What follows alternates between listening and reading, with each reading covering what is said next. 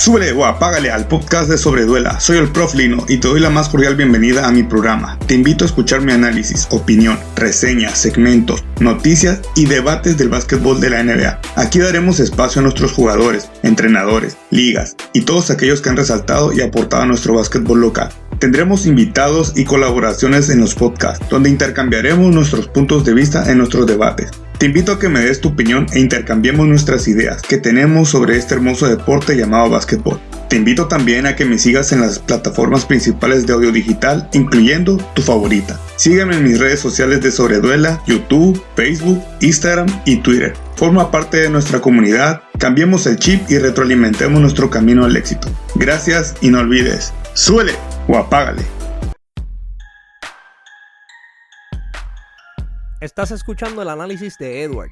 Yo soy Edward, miembro de la Asociación de Periodistas Deportivos de Puerto Rico. En este espacio tendrás análisis, entrevistas y debates de tus deportes favoritos. Gracias por escucharme. Vamos a meterle al episodio de hoy.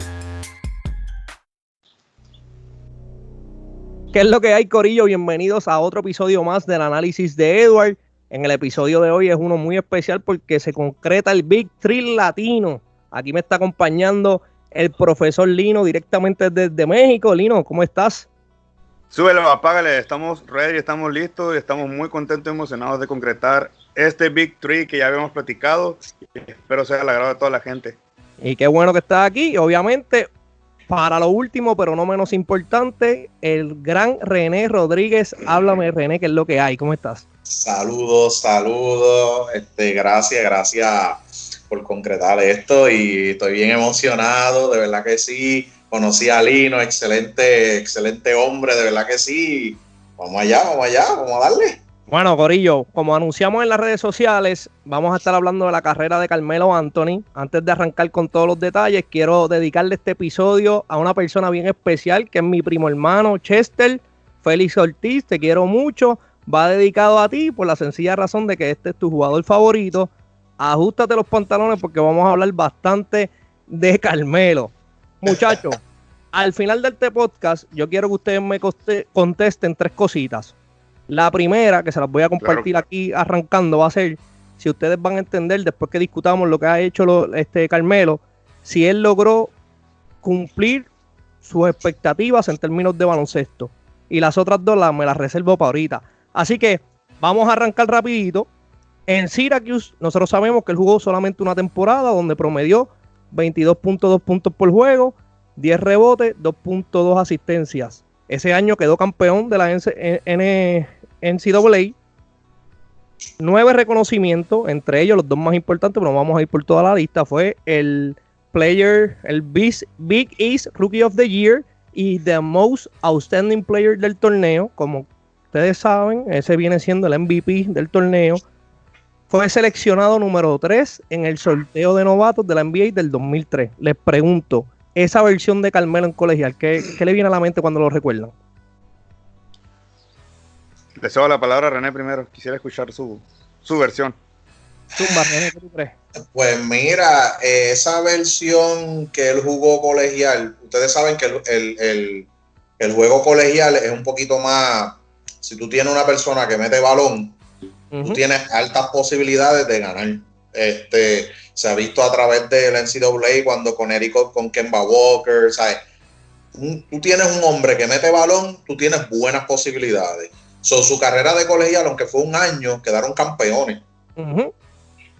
Para mí, eso fue como que el peak de su carrera prácticamente, porque entre eso y lo que vamos a hablar luego, pero quedó campeón colegial, Hay que dársela. Colegialmente hablando, hay que dársela. Lino, ¿qué tú crees de eso? Cuéntame. ¿Qué tú opinas? Yo creo que faltó llegar más allá de su prime. Se adelantó el prime de Carmelo Anthony.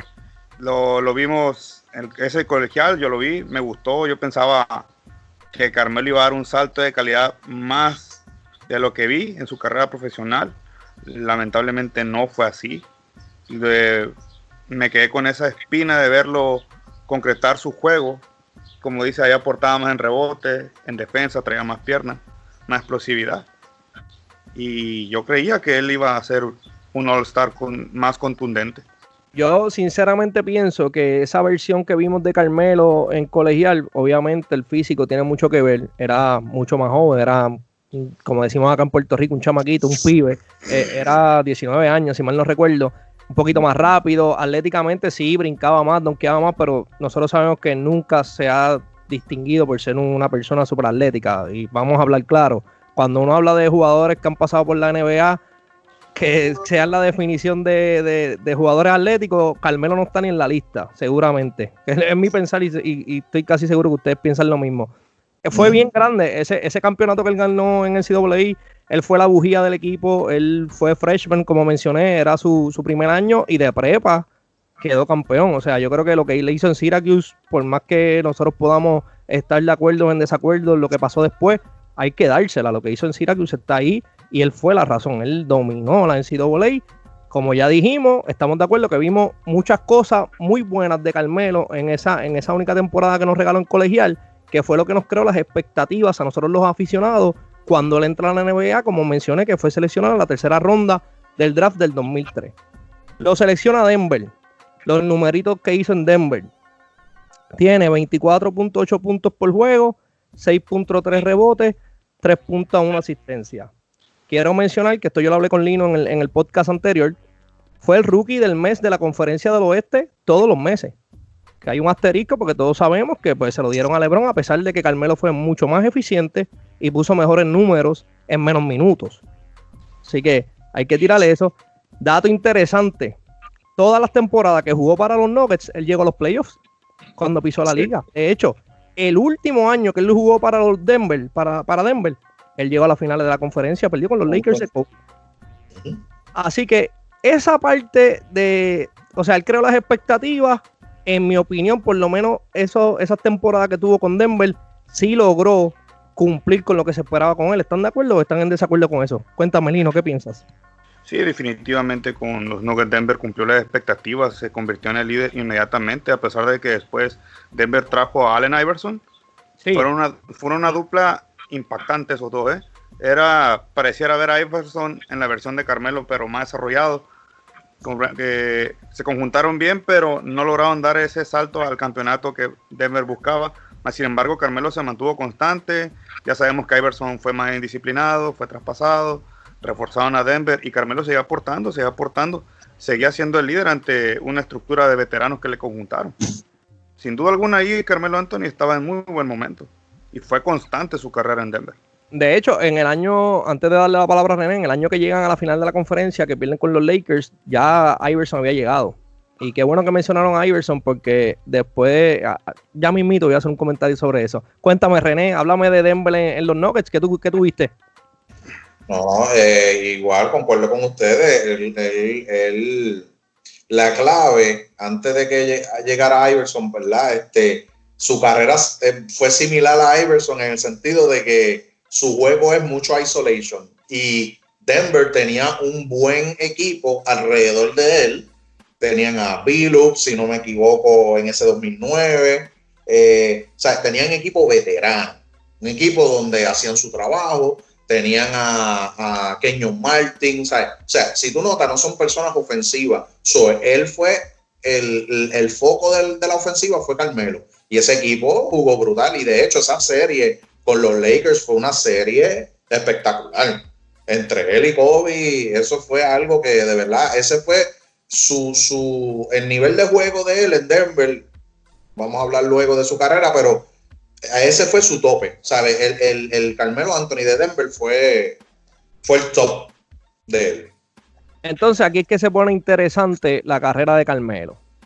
Como mencioné, todos los años que vistió el uniforme de Denver, llegó a los playoffs y llegó hasta una final de la conferencia, aunque no la ganó, estuvo ahí, estuvo compitiendo en la conferencia del oeste, que como todos sabemos, normalmente, históricamente, ha sido más fuerte el nivel de competencia.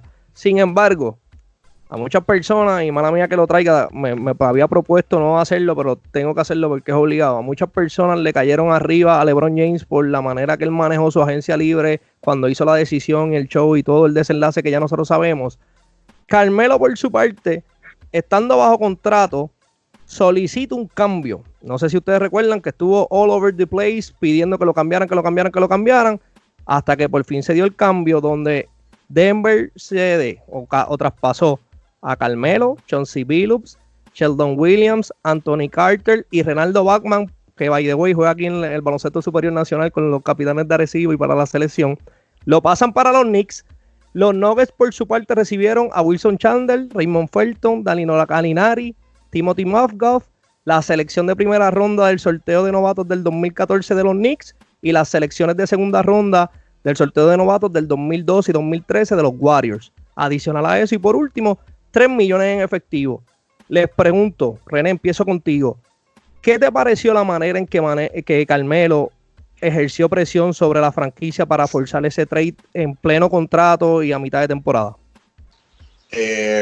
Para darle un poquito, ¿verdad?, de perspectiva, si mucha gente no recuerda, tú sabes que se estaba rumorando que iba a ser el lockout.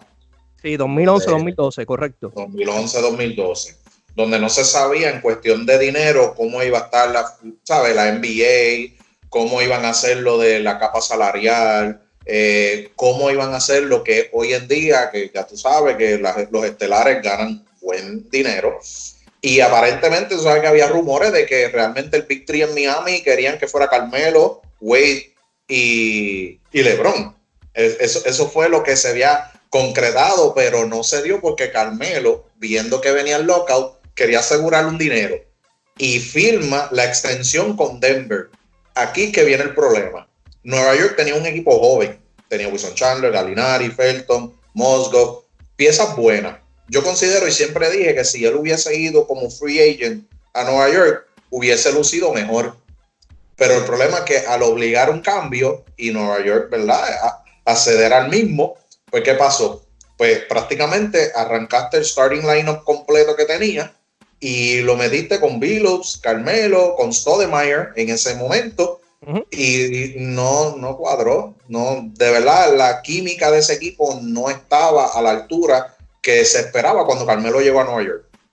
Háblame, Lino, ¿qué tú crees de ese cambio? ¿Fue bueno, fue malo? ¿Estás de acuerdo con la situación financiera y la decisión que tomó Carmelo en ese sentido? De pensar en el dinero primero. No, definitivamente no. El asegurarse, está comprobado que el jugador que asegura millones a su bolsa, tiene muy pocas posibilidades de ser campeón. Comprobadísimo en cualquier deporte, demasiado. Perdió la paciencia Carmelo Anthony, se quiso ir a una conferencia que relativamente era más fácil. Como menciona René, Nueva York tenía un buen equipo. Como si él hubiese llegado como agente libre, imagínate qué hubiera hecho Nueva York con todo ese dinero. Porque Carmelo Anthony se sentenció al cobrar demasiado. Su ego se elevó demasiado.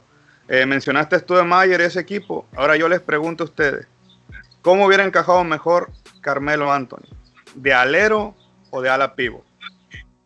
Alero. Alero. Sí. ¿Tú, René? Alero. Pues déjenme decirle que cuando Carmelo Anthony jugó de ala pivot ante las lesiones de Stoudemire, fue cuando Nueva York obtuvo más victorias. Y cuando jugó de alero, Nueva York se vino en pique. Yo considero que Nueva York no logró eso con Carmelo Anthony por ponerlo de alero. Porque sabemos bien que Carmelo tiene deficiencia defensiva. Le ha costado mucho defender. Y eso ha sido el declive también de él en su carrera. La defensa. El pick and roll se le complica demasiado. Mira lo que yo pienso, eso es un excelente punto, Lino, y estoy totalmente de acuerdo contigo. Tenemos que recordar que estamos hablando de los Knicks, que no es sorprendente. Hicieron un cambio donde básicamente entregaron a la mitad del cuadro inicial, lo traspasan a Denver, y qué bueno que trajeron a Amar'e Stoudemire. Amar'e Stoudemire fue un excelente jugador, pero al lado de quien él jugó sus mejores años, al lado de Steve Nash. Uh-huh. Lamentablemente, los Knicks no tenían un point guard que pudiera correr la ofensiva en ese entonces. Digo, y no es culpa de Carmelo, obviamente cuando él pasa al área, al East Coast, cuando está jugando de pivot, se le hace más fácil porque es un poco más bajito en estatura, es más rápido.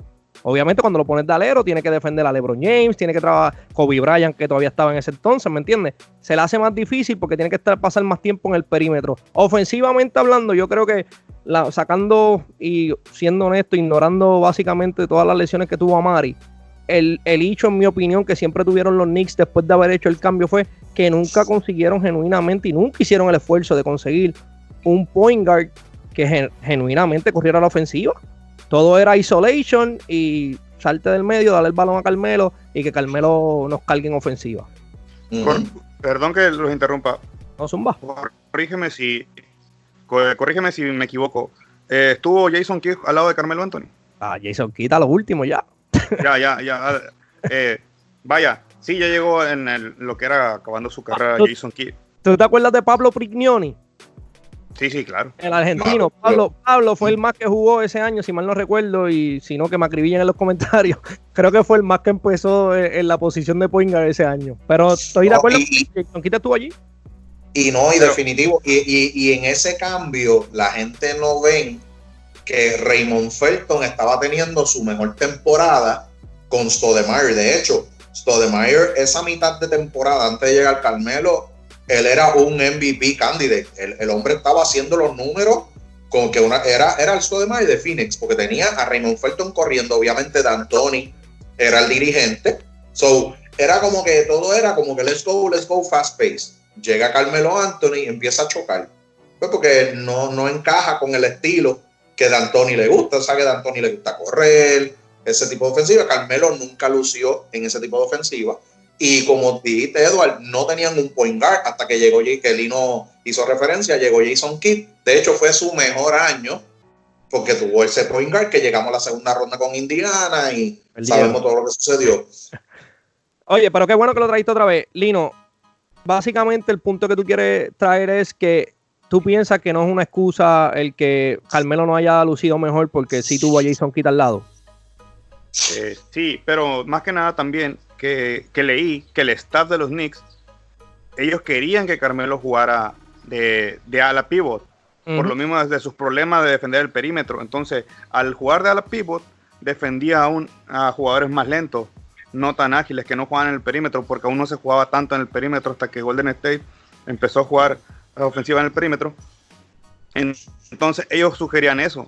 Pero el dueño, si no me equivoco, la información que leí, se aferró a tener como Carmelo Anthony como ala, y quería tenerlo como superestrella. Él quería que Carmelo fuera la superestrella y luciera como alero. Entonces, por eso les comentaba, como ala pivot fue cuando Nueva York tuvo una buena temporada también. Y cuando jugó de alero fue cuando Nueva York bajó. Y qué bueno, y eso es muy cierto, y esos datos están ahí, qué bueno que los traíste. By the way, hemos mencionado después del cambio, nos enfocamos mucho en New York. Déjame aprovechar. Carmelo cuando llega a New York empieza a promediar 24.7 puntos por juego, 7 rebotes, 3.2 asistencias. Dato curioso, hizo los playoffs en el 2011, 2012 y 2013 con los Knicks. Sin embargo, que aquí es donde viene y siempre ha estado la discordia. Hubo muchas personas que no estuvieron de acuerdo con el cambio, siempre pensaron que los Knicks dieron demasiado, que el return no fue el mejor. Solo como dato curioso, a marzo 7 del 2016, una comparativa del récord de victorias y derrotas, después de haber hecho el cambio que discutimos hace un ratito, entre las franquicias, Denver tenía un récord de 203 victorias y 196 derrotas. Por su parte, los Knicks tenían 184 victorias y 220 derrotas. So que varios años más tarde, cuando tú miras, por lo menos en términos de victorias y derrotas, todo indica que Denver le fue mejor. ¿Qué ustedes opinan de eso? Yo creo que no encajó, yo creo que no encajó en el sistema de Anthony y se vio reflejado. Bueno, ahorita vamos a pasar para los Rockets. No encajó, no lució, no pudo ser rentable en ese sistema.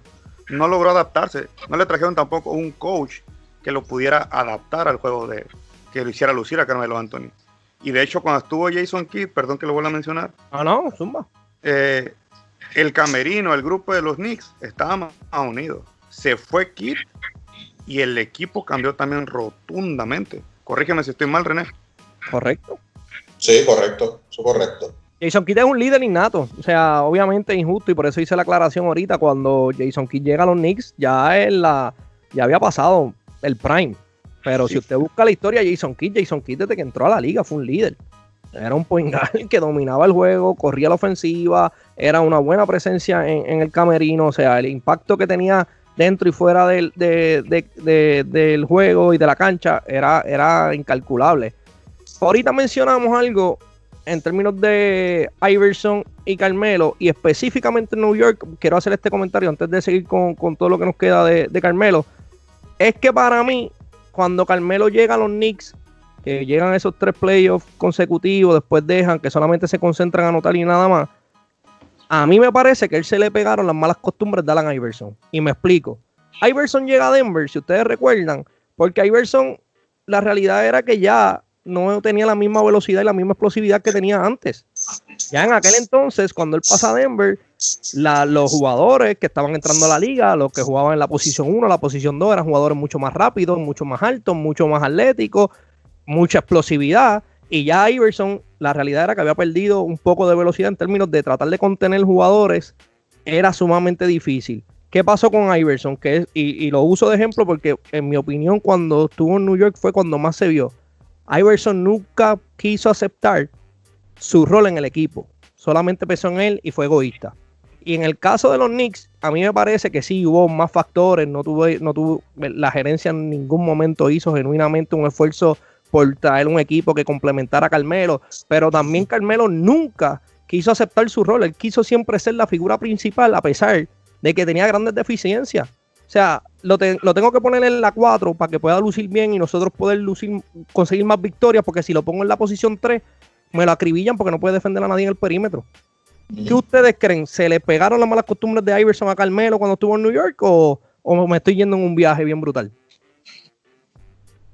Bueno, yo personalmente yo creo que él siempre tuvo, el juego de Carmelo siempre tuvo esa tendencia, ¿sabes? Si tú notas la carrera de Carmelo desde que estuvo en Syracuse, como dije al inicio, él era un isolation player.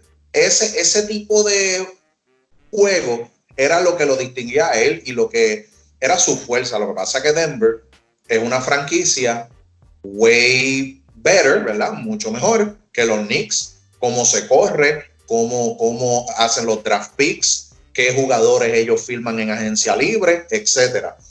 Cuando él estaba en Denver, él tenía un equipo que era de excelencia, ¿sabes? Obviamente ellos cogieron a Allen Iverson tratando de get over the hump y tratar de subir a ese nivel, pero pues sabemos que eso como que esa mezcla no era muy eficiente. Llega a Nueva York, que dicho sea de paso, firman a Tyson Chandler, ¿verdad? Y se había dicho que ellos le dieron las amnistías a Billups en ese año. Para los que no están escuchando, la amnistía lo implementaron para que si tú tienes un jugador que tú no le quieres pagar y que no esté en la capa salarial tuyo, tú le pagas, pero como dicen por ahí, como acá en Puerto Rico, por debajo de la mesa y no cae con tu capa salarial. Ese cambio, eso es lo que hicieron, se supone que fuera para que trajeran a Chris Paul. De hecho, Chris Paul quería ir para Nueva York a jugar con Carmelo Anthony. Y vino la gerencia y firmó a Tyson Chandler. Y volvemos con la misma cuestión, no tuvimos point guard. Y todo el mundo sabe la historia de Chris Paul y demás. Y pues, Nueva York, ¿qué se podía hacer? Sí, él era egocéntrico en el sentido de que él no quiso tampoco jugar la 4. Él nunca quiso jugarlo. De hecho, Stoudemire le dijeron juega la 5 y Carmelo la 4. Y no, ¿saben? Carmelo no quiso hacer eso y Stoudemire no quiso jugar la 5. So, eso fue como que una mezcla de muchas cosas que no se puede culpar a Carmelo, pero también él tenía sus gotitas de culpa. ¿Qué te parece, Lino? ¿Es una diva Carmelo Anthony o no cuando estuvo en New York? Concuerdo mucho con René con lo que acaba de decir. Claro que sí considero que actuó en momentos como diva. De hecho, en Denver yo lo miraba más jugar al contacto. Era un jugador de más contacto. Llegó a New York, no sé si recuerdan, no sé cómo se le llama, el chaleco que lleva abajo para protección. El vest, no te apures, el vest que se pone. Sí, y ahí lo empecé a ver yo que se alejó más del contacto, que no lo golpearan tanto. No iba, para mi punto de vista, iba muy poco al tiro libre. Era más tirar de larga distancia, de media, el fadeaway. Entonces sí considero que se le pegaron las mañas de Iverson. Fue un mal mentor. O sea, si tú quieres un mentor, 1000 veces Jason Kidd, Allen Iverson. Sí, yo creo que volvemos. Yo creo que él nunca estuvo dispuesto a ceder un poco su protagonismo para el bienestar del equipo. Por eso fue el desenlace que tuvo en New York. Después de New York, pues, como todos sabemos, a manera de resumen, y comparto las estadísticas, pasa a Oklahoma, donde promedió 16.2 puntos por juego, 5.8 rebotes, 1.3 asistencias. Interesante, porque ustedes saben que ese era el show de Westbrook. Después tienes a Paul George.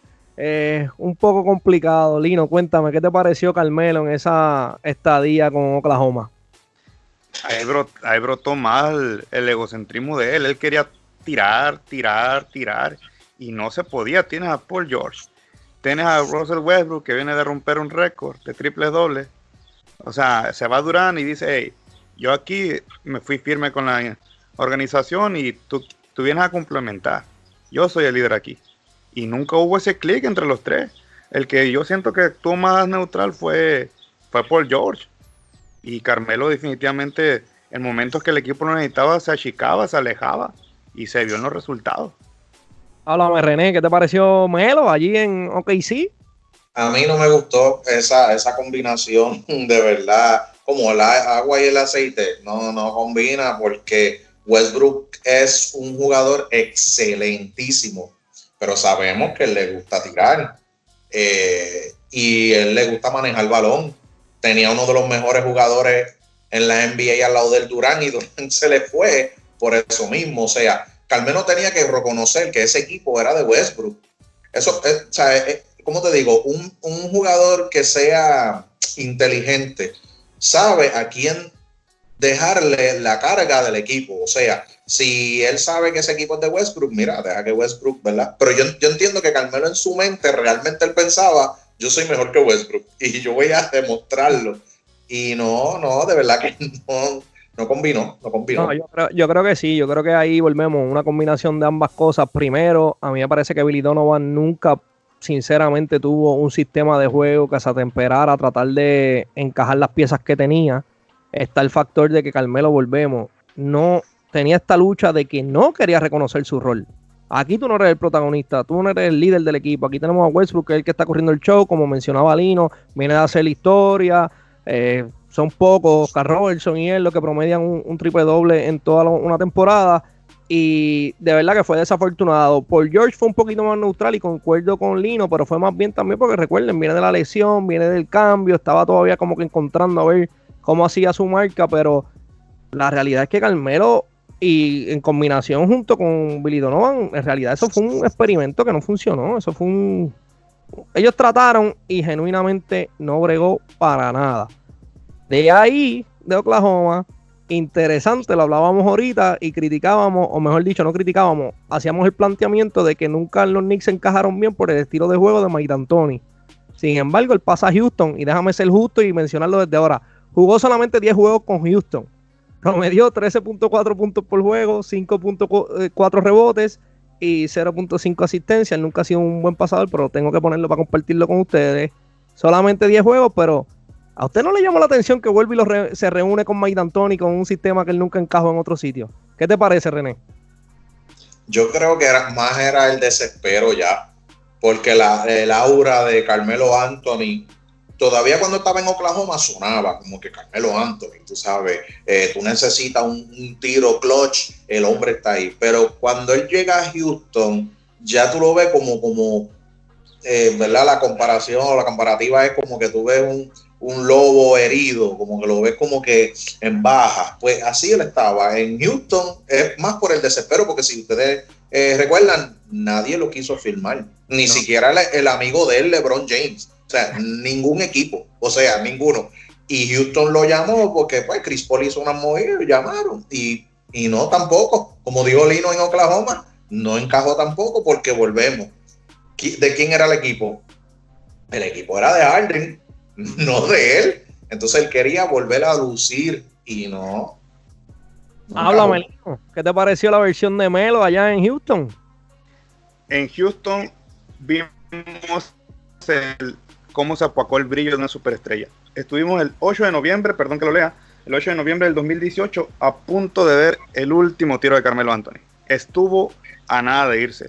Un dato curioso es que la gerencia de Houston sabía que no encajaba en el sistema de Anthony. Ellos lo sabían. Ahí no fue tanto culpa de Carmelo Anthony. Obviamente firmó porque, como lo dice René, nadie lo quería. Aparte que cobraba demasiado. El tope salarial, acuérdense que es muy clave el NBA. Y él cobraba demasiado y no estaba dispuesto a reducir su sueldo. Sí aceptó salir del banquillo, si no me equivoco, corríjanme si estoy mal. No, eso es cierto. Pero volvemos a lo mismo, a lo que creo que vamos a estar de acuerdo los tres.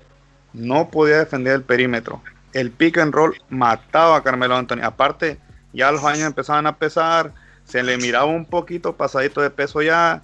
Entonces, no logró encajar. Aceptó salir de la banca, pero no lograron adaptarlo al perímetro de nuevo. El básquetbol ya había evolucionado. Si no me equivoco, ya Golden State empezaba a jugar con el small ball. Sí. Empezaba a haber más tiradores. Entonces, se le complicaba demasiado.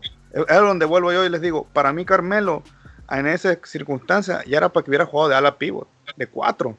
Ahí no se hubiera visto tan deficiente defensivamente y hubiera lucido un poco más.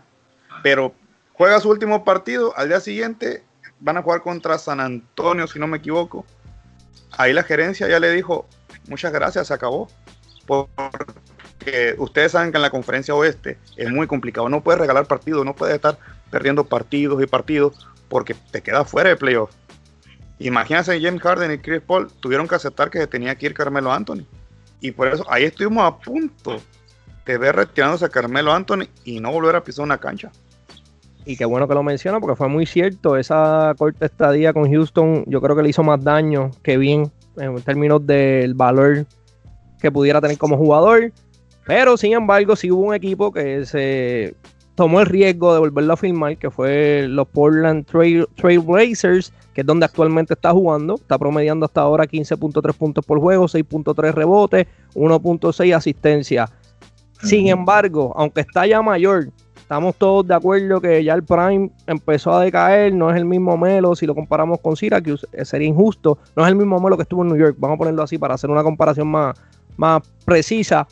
Sí tengo que reconocer que yo creo que el media le hizo mucho daño en términos de que lo descartaron, que no servía, que ya no aportaba nada. Lo que ha hecho en Portland hasta ahora, la cosa más importante que ha hecho, primero ha aceptado su rol. Viene de la banca, sabe que está para tirar, que eso es algo que le ha beneficiado muchísimo también. Y yo creo que lo poquito que ha hecho en Portland, esa es la clave. Él sabe que él está ahí para abrir la cancha, stretch the floor, Lillard va a crear, CJ McCollum va a crear, quiqueamos el balón hacia el ala y él va a estar tirando solo la gran parte del tiempo. Ha tenido ratitos, han sido bien cortos, sí, donde ha jugado la posición 4, ha jugado de 3, si se lesiona a McCollum o para darle un par de minutitos, pues juega a la 2 un ratito, pero me parece que lamentablemente fue muy tarde ya en su carrera, sí lo logró internalizar y en esta versión que estamos viendo de Portland como que se ve un poco más comprometido con el... Está sacrificando él su juego y su egocentrismo por el bien del equipo y me parece que eso es bien positivo. Lino, ¿qué te parece lo que has visto de Melo ahora en Portland? Lo acabas de mencionar, se tardó en acceder a aceptar su rol. Imagínate Carmelo aceptando su rol tiempo atrás, pero yo creo que lo aceptó, como él lo mencionó en una entrevista. Reflexioné, yo me miro retirándome dignamente, empezó a ver cómo a Wade, a Kobe, cómo los despedía la gente. Entonces, él decía, yo me miro así, y cedió. Yo creo que ha cedido también para retirarse lo más digno posible en su carrera. Porque imagínate haber visto a Carmelo antes de retirarse de la forma en que estaba. Prácticamente echado, corrido, congelado. ¿Tú te imaginas a un Carmelo así? No, ha estado cerca, pero no, de verdad que no. O sea, yo era fan de Carmelo cuando llegó. Me gustaba su juego. No me desagradaba que tirara, pero sí le ganó el ego. Entonces se tardó en aceptar su rol. Lamentablemente se le pasó ya su prime. Aporta buenos números, ¿eh? El porcentaje de tiro de 3 es, si no me equivoco, 37.1%. No está nada mal para 36 años de edad. Uh-huh. Y como lo mencionamos en el podcast anterior, salvo esta congeladora que tuvo, ha estado constante en su carrera. Totalmente de acuerdo. Háblame, René, ¿qué tú crees? ¿Es bueno para Portland? Bueno, él reconoció ya, porque él, como dijo Lino, ¿verdad? Él sabía que ya su tiempo había pasado, sabía que todo el mundo quería a Wade como, o sea, lo más increíble es que Wade ha sido campeón y aceptó los últimos años de él venir del banco. Él decidió decir, mira, cuando él fue a Cleveland, él decía, yo vengo del banco, no importa. O sea, se reconoció, pero Carmelo nunca quiso reconocerse. Y el único, mira, imagínate, en su carrera, todos los años, él era starter. Yo estoy viendo aquí la estadística desde el 2003-2004. Todos los años él era starter. El único año que él no fue starter fue con Houston, que sabemos que duró nada, y con Portland. Y Portland se hizo starter por las lesiones de Portland. Y, ¿verdad? Pero estaba jugando menos minutos, estaba haciendo su trabajo. Él sabía que era Lillard y McCollum. Y yo vengo a aportar. Pero lo reconoció, como dijo Lino y como dijiste, Edward, lo reconoció muy tarde. Mira, en el año 2000... tarde que nunca, René, ¿viste? Por lo menos mejor tarde que nunca. Sí, no, definitivamente es difícil, Edward, porque ahora mismo tiene 35 años. Mira, estoy mirando 35 años, ya no le queda, de vida de baloncesto ya no le queda. Sí, mira, dándole un poquito para atrás en Nueva York, cuando llegó el Insanity, todo el mundo decía que él no quería esa cuestión, él quería ser el hombre en Nueva York, no Jeremy Lin. O sea, tú tuviste tu tiempo, pero este es mi equipo. Entonces, por el bien del equipo, él pudo acceder a muchas cosas, pero no quiso. En Portland, pues lo está haciendo, pero para mí ya es muy tarde ya. Too little, too late para mí. Está bien. Entonces, para ser justo y para no estar hablando tan mal y tan despectivamente de Carmelo, aquí voy a traer lo positivo. La participación que ha tenido con el Team USA. Ha representado a los Estados Unidos en 4 ediciones de las Olimpiadas. La primera todos sabemos que fue en el 2004, rookie, empezando junto con LeBron y él, LeBron, él, Bosch y todos los chamaquitos que estaban empezando sus carreras. En el 2004 ganaron la medalla de bronce. Aportó bien poco, lo que jugaba eran 6.7 minutos nada más. Solamente 2.4 puntos por juego, 1.6 rebotes en 6.7 minutos. Esa ganaron bronce, no participó mucho, pero hay que reconocer su participación en la Olimpiada del 2008. 11 Oye, puntos. Eduard, Dígalo. perdón, pero como dato en esa Olimpiada, ¿quién iba como líder? Ahí en ese equipo tú dices. ¿De Estados Unidos quién iba como líder? De Estados Unidos tenían un revolú, tenían a Iverson, tenían a Kevin Garnett, si mal no recuerdo, tenían una mezclolanza que en realidad yo estaba viendo el roster antes de cuando me estaba preparando para este podcast, y es que en realidad tú no sabes distinguir quién, eran una mezcla de jugadores que de verdad yo no encajaban, pero ¿qué es lo que tú me quieres decir? ¿Que Iverson era el líder de ese equipo? No, ¿quién fue el que no logró que ese equipo no brillara? Allen Iverson, la indisciplina. Sí, claro. O sea, fue en el punto de indisciplina Allen Iverson a esa selección. Sí. No, y como dije, y qué bueno que lo traíste, coincide con Iverson en el 2004, después más adelante se encuentran, pero en particular ese equipo, esa edición del Team USA, yo no sé qué tú piensas, René, pero es que de verdad tú ves el roster y ese roster no se complementan. Eso fue como con 20 tú y vamos para allá. Lo que pasa es que, mira, tenían a Allen Iverson, a Stephon Marbury. Marbury. Tenían Dwayne Wade chamaquito, Carmelo y LeBron chamaquito, tenían a Mark Stoudemire, Tim Duncan, Lamar Odom, Richard Jefferson, Carlos Boozer, a Mecca Okafor, imagínate, mírate eso. O sea, no, el equipo no era de verdad, ganaron lo que merecían ganar. Ese bronce porque hubieron otros equipos que jugaron mejor. No, y Argentina tiene una Olimpiada que de verdad hay que quitarse el sombrero. Sí, no, muchacho, eso. Por ende. Pero buen punto, Lino, excelente punto. Es una buena conexión porque fíjate, si miramos hacia atrás, es bien interesante. La primera interacción que tiene Carmelo con Iverson fue en el 2004, que estaba empezando su carrera, y después más adelante todos sabemos lo que pasó en Denver. Es lo que te digo. O sea, hasta Tim Duncan aceptó que por culpa de Iverson nunca tuvieron la química. Uh-huh. Fue en el momento más indisciplinado en el que llevaron a Allen Iverson. Y muchos jugadores que estaban en su momento no pudieron ir. Kobe, Carter, McGrady, etcétera. Entonces, para seguir y dándole props y reconocimiento a Carmelo, 2008 ganan la medalla de oro, 11.5 puntos por juego, 4.3 rebotes. Ahí jugó un poquito más, ya tenía pierna, ya lo conocían y lo respetaban. Jugó 19 minutos, 19.1 minutos. En el 2012 fue el segundo mejor anotador de la selección de Estados Unidos, que también ganaron oro, 16.3 puntos por juego, 4.8 rebotes, 1.3 asistencias. No sé si recuerdan, esa fue la Olimpiada que todo lo que Carmelo tiraba lo anotaba. La anotaba.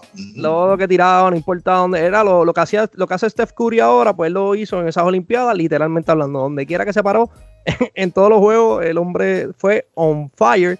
Y la última participación, 2016, 12.1 puntos por juego, 5.3 rebotes, 2.3 asistencias y oro también. En defensa de Carmelo, en 4 Olimpiadas, 3 oros y un bronce. Esa versión que ustedes ven de Carmelo cuando sale a representar a Estados Unidos, ¿Les gusta más de lo que hemos visto en la NBA? A Lino. En primera sí, tenía el point guard que necesitaba y tenía el coach necesario para hacerlo jugar. Mike Krzyzewski lo hizo jugar bien. E incluso el mismo Carmelo Anthony se lo agradece. Le dio las gracias en su última participación. Lo abrazó, estuvo agradecido. Jugó de 4, si no me equivoco. Y metía todas. En el 2012, contra Nigeria, Carmelo, yo vi ese juego y, híjole, ¿cuándo va a fallar? Decía yo. No falló, prácticamente. ¿Qué tú crees de eso, René? Háblame. Carmelo en las Olimpiadas, ¿cómo tú lo ves? Chacho, yo creo que él es uno de los mejores anotadores en las Olimpiadas, porque ese hombre, o sea, la versión de Carmelo del 2012, si no me equivoco, le sirvió bien porque jugó su rol. Jugó la 4 y él prácticamente era un spot-up shooter en la 4. Y él estaba jugando el estilo de Golden State, pero en las Olimpiadas. Me paro en la línea de 3 y galdeame si tú puedes. Y Carmelo dominó de una forma que, como ustedes dicen, todo lo que tiraba la echaba. Entonces, por eso que la gente se molesta tanto, porque decían, pero esa era la versión de Carmelo en la NBA.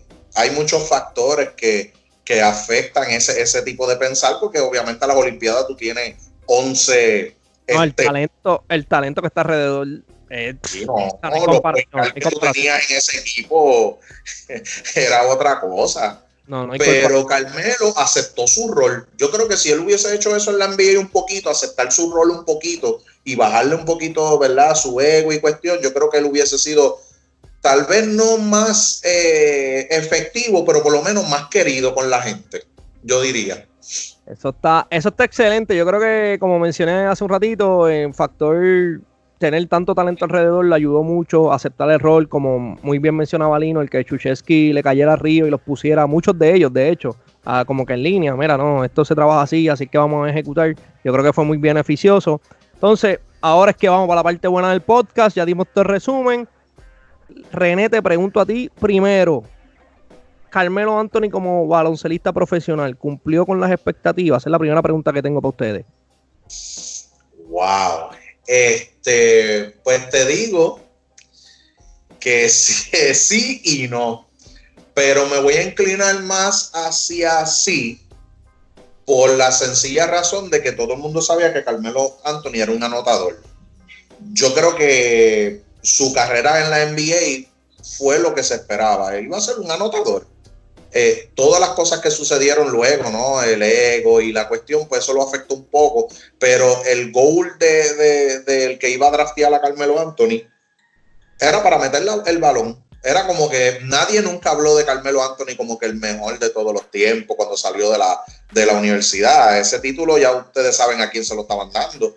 Y, ¿verdad? La realidad del caso es que hizo su trabajo. Promedió, yo no sé cuánto, 20 y pico en su carrera, 23, 24 puntos por juego. Casi 24 puntos, sí, correcto. ¿Sabes? Y hizo su trabajo. La realidad es que hizo su trabajo. El que lo ha visto desde colegio hasta la NBA, él ha sido consistente. Voy a meterle el balón. Cuéntame, Lino. ¿Cumplió las expectativas, Carmelo? Me acaba de hacer cambiar de opinión, René. Yo iba a optar por decirte que no, pero escuchándolo y viendo aquí los números, definitivamente sí, se cumplió su trabajo, definitivamente. Él es un anotador, o sea, era un all-star. Cumplió, fue constante, metió a sus equipos a playoff.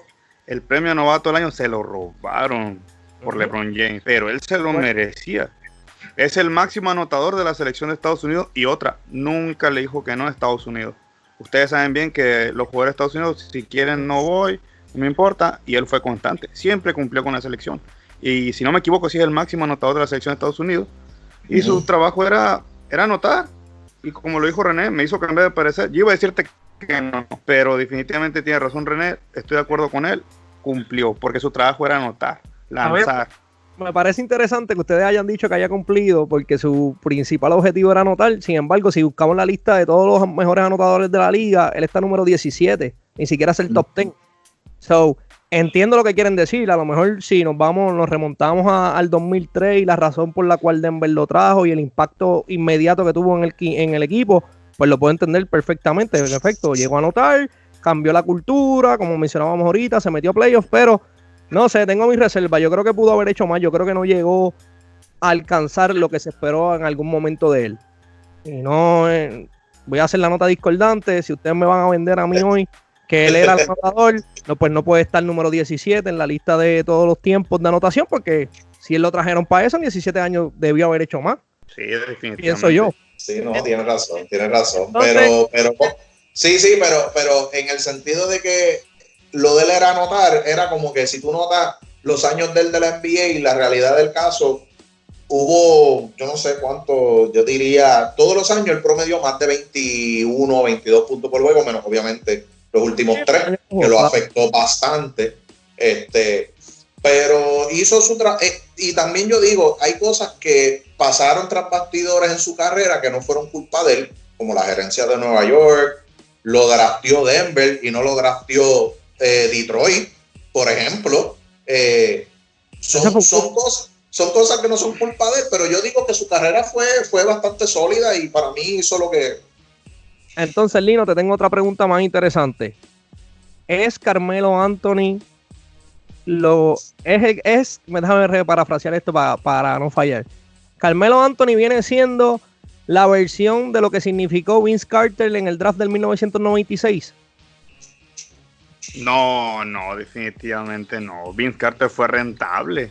Vince Carter era un dunker y se adaptó a jugar a tirar de 3. ¿Me entiendes? Sí, jugó 22 temporadas y nunca nadie le cerró las puertas para contratarlo. O sea, aquí, ¿cuántos ves que se adaptan al tiro de 3 hoy en día? No, bien poco. Y Vince Carter, viniendo de la old school, que podemos decir que es vieja escuela, se adaptó. Si no es por el coronavirus, disfrutamos un poquito más de Vince Carter sus tiros de 3, pero él mejoró y cambió su estilo a tirar de 3. Checa los números y Vince Carter promediado, aportaba para su veteranía y sus lesiones y todo, también fue constante, no por nada le dicen al señor 4 décadas. Entonces, no, definitivamente no se puede comprar a Vince Carter.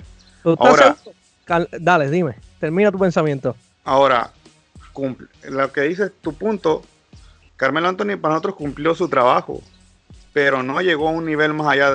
Para mí ya creo que ahora cuestiono que son All-Star. Porque no llegó a ese punto. Por ejemplo, no compitió al tú por tú contra LeBron.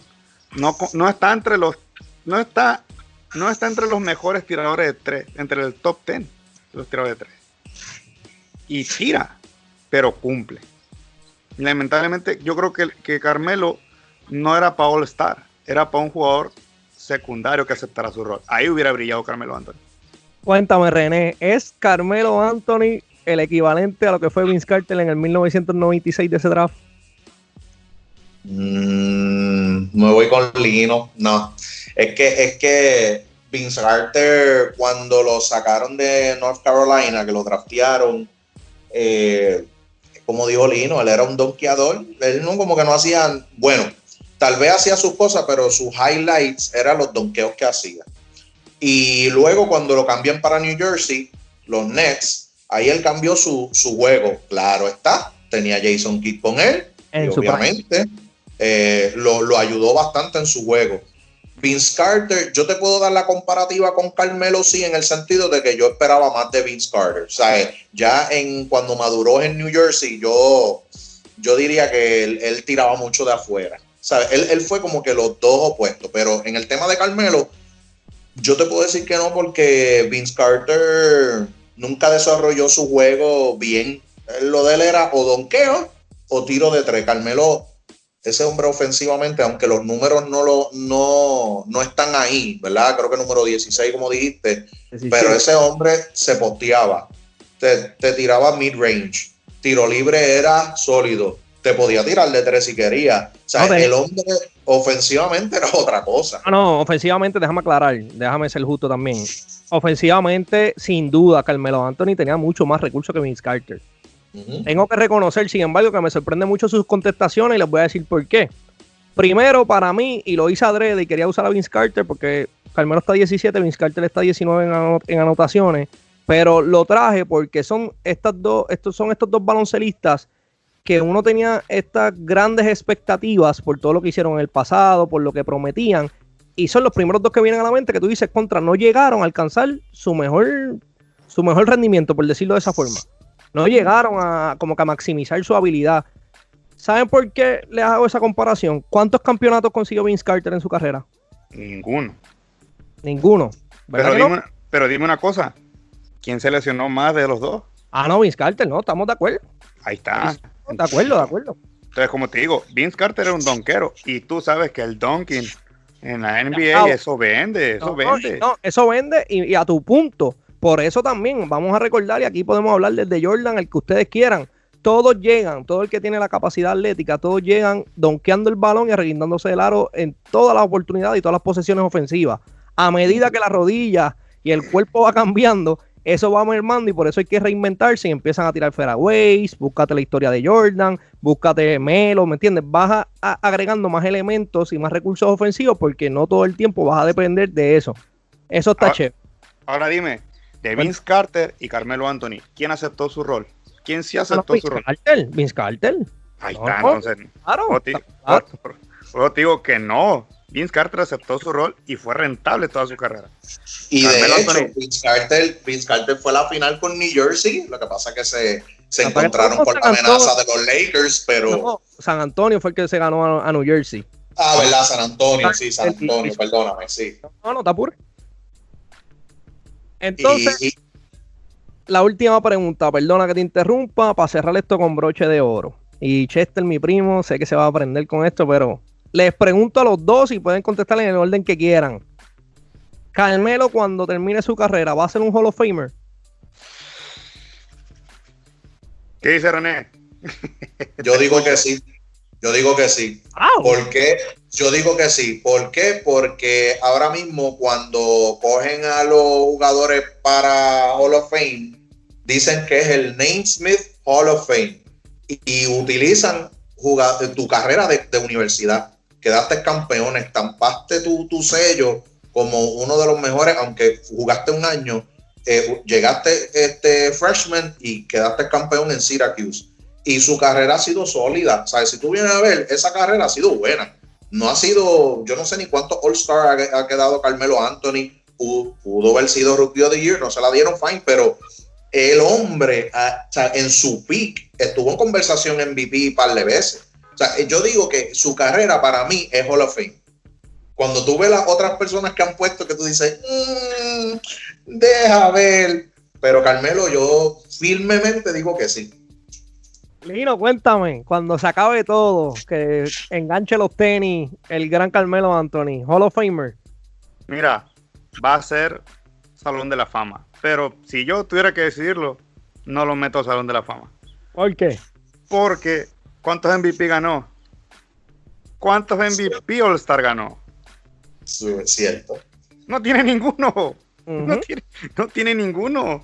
Y, ok, los números son fríos, los tiene, está bien. Lo que yo siento que lo rescata también, aparte del colegial, y creo que Prepa quedó campeón, si no me equivoco. Sí.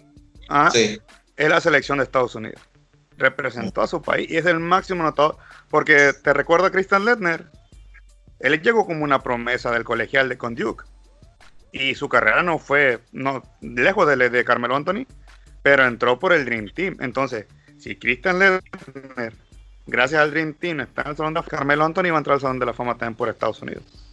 Yo les voy a decir lo siguiente, déjame aclarar el dato. Carmelo ha sido 10 veces, ha participado en el Juego de Estrella. Yo honestamente, la realidad es que sí, le van a hacer Hall of Famer, va a ir al Salón de la Fama por ese muy buen punto que me lo robaste, Lino, y no lo habíamos hablado. Christian Laettner está ahí, hay dos o tres jugadores que podemos tener el debate en otro día de que no deben de estar. Si me preguntas a mí, la realidad es que una persona que no quedó campeón, no tiene MVPs, solamente lo voy a premiar porque fue a las Olimpiadas y como todos reconocimos y acordamos ahorita, con un excelente talento alrededor, sin quitarle, porque volvemos, hizo el trabajo, específicamente en el 2012 fue su mejor actuación, a pesar de que fue el segundo mejor anotador del equipo. Como quiera, ese año hay que quitarse el sombrero. Pero la realidad es que, como decía hace un ratito, comparándolo con Vince Carter, son dos jugadores que en mi opinión pudieron haber maximizado mucho más su talento, pudieron haber hecho mucho más en su carrera y lamentablemente yo creo que nos dejaron con ese what if de qué hubiese sido si hubiesen tomado mejores decisiones. En el caso de Carmelo, si hubiese dejado el ego al lado y hubiese sacrificado más cosas de él para ponerle el equipo al frente de él y esas cositas.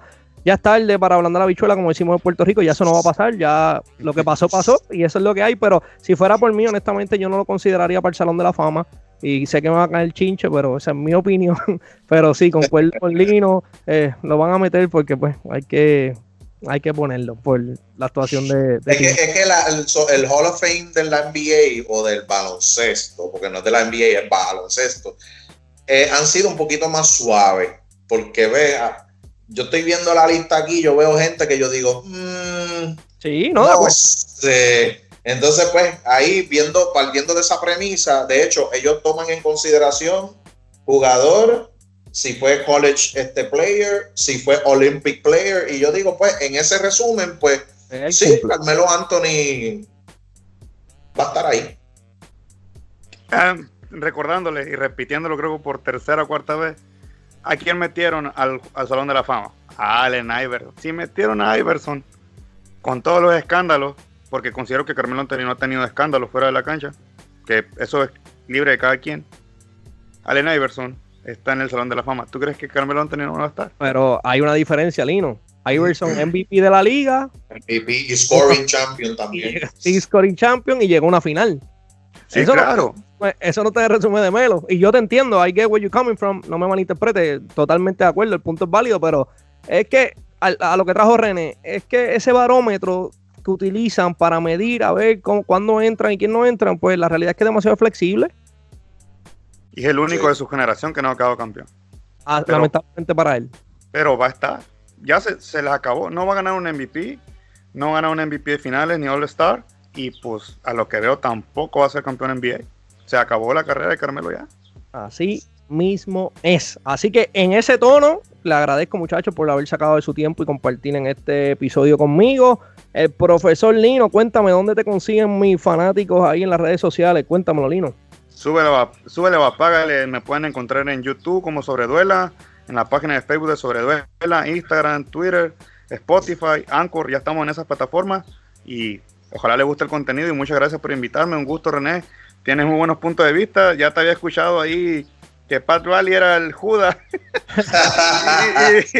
y New York quisieron ser los Bad Boys, que luego en otro debate te voy a decir por qué nunca fueron los Bad Boys. Pero tienes muy buenos puntos de vista. Me gustó mucho este debate. Me gustan, como le dije a Edward, los debates sanos, no ciegos. Veo que estoy con dos personas que no se ciegan. Están abiertos al debate sano. Ese es el propósito. Cuéntamelo, René. ¿Dónde te consigue la gente que tiene un proyectito por ahí? Háblame. Sí, estamos ahí trabajando con, ¿verdad? Los que no me conocen, soy entrenador personal certificado con el Departamento de Recreación y Deporte. Ya empezamos, ¿verdad? A hacer la paginita, ya lo tenemos ahí. Se llama Transformation Fitness. Lo van a ver en Facebook, en Instagram. Y nada, estamos ahí. Fue un placer, de verdad, Lino. Es un placer conocerle y hablar con usted. Y de verdad que Edward, mi hermano de tantos años, y de verdad que la pasé súper bien, me encantó la dinámica y vamos a seguir esto. Bueno, mi gente, este es el primero de muchos, con el favor de Papito Dios. Gracias, Lino, gracias, René. Estén pendientes, suscríbanse a Sobreduela, sigan a Transformation Fitness, Personal Trainer también, en las redes sociales. A mí, ya ustedes saben, el análisis de Edward. Suscríbanse para que estén ahí atentos a todo lo que estamos subiendo. Cuídense mucho, muchachos. Agradecido siempre. No, agradecido. Gracias, papá. ¿Lo dejamos con el Big 3 entonces? Así es, chequeamos. Yes, sir.